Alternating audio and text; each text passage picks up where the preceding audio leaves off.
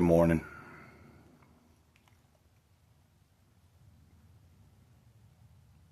Welcome to the channel.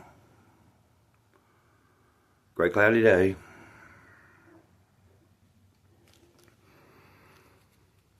I'm Gray Cloud, Sage of the Eternal Moment.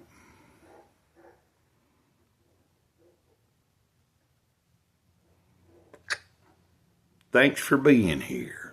Thanks for being you. While I'm thinking about it, I'm going to ask you to hit the like button. Helps the videos out to go out to more people. And if you haven't subscribed, think about subscribing if you would like to. It just takes one little click of that subscribe button.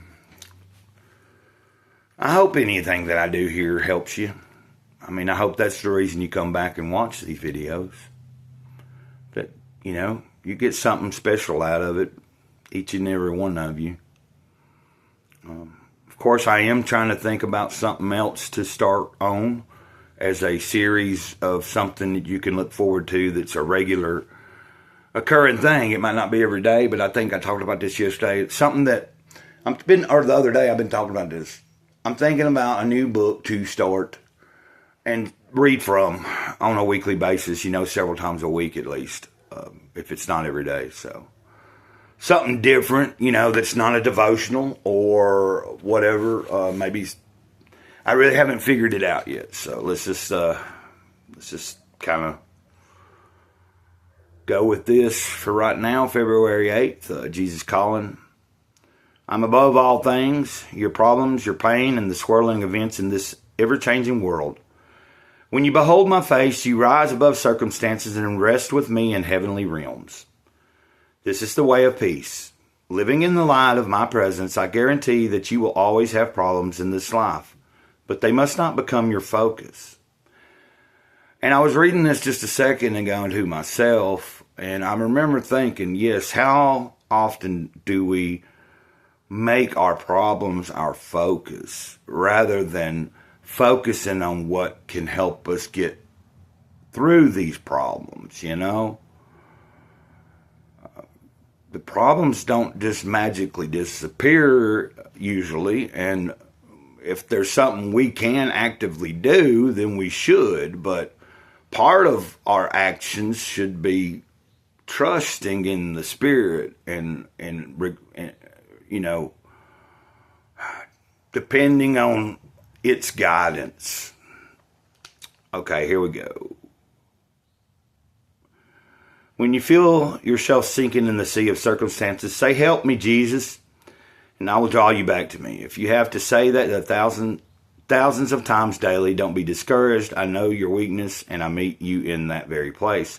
Now, you know, of course, yes, maybe you have to have said that 1,000 different times, but I think for me, what I got out of this was, it might take 1,000 times, but then on that 1,001st time, you finally say it with true conviction. You know what I mean? Like, we can say, "Help me, Jesus," all day long, but are we saying it out of sincerity? That would be my question. Like, is it a foxhole prayer or is it sincere, you know? And I would say that would, and then sometimes, of course, sometimes your answer is that you're not going to have help. That sometimes you have to go through that said circumstance to come out of it a certain way and without very little help, you know, even from the big kahuna. And that's the hard lessons that we go through. Sometimes I'm tickled to find myself on the other end of it and go, "Oh man, you know, I'm not." Those are the moments I'm grateful to be alive for.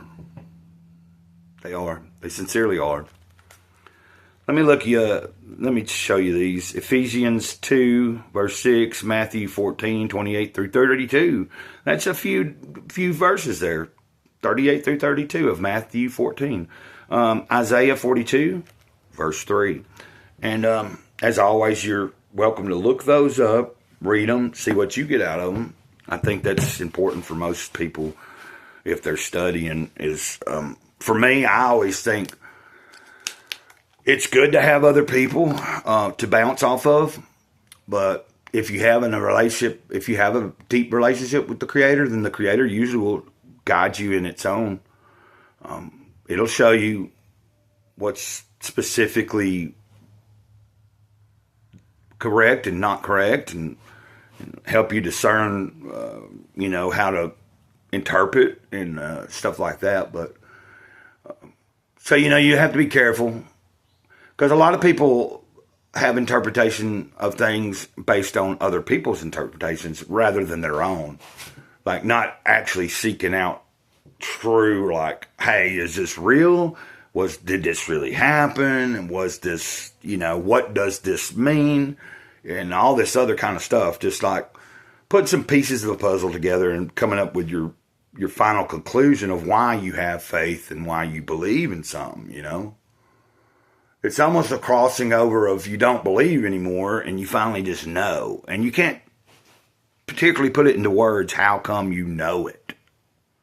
Like, I could talk all day long, and no matter what I say, it's not going to make you know it.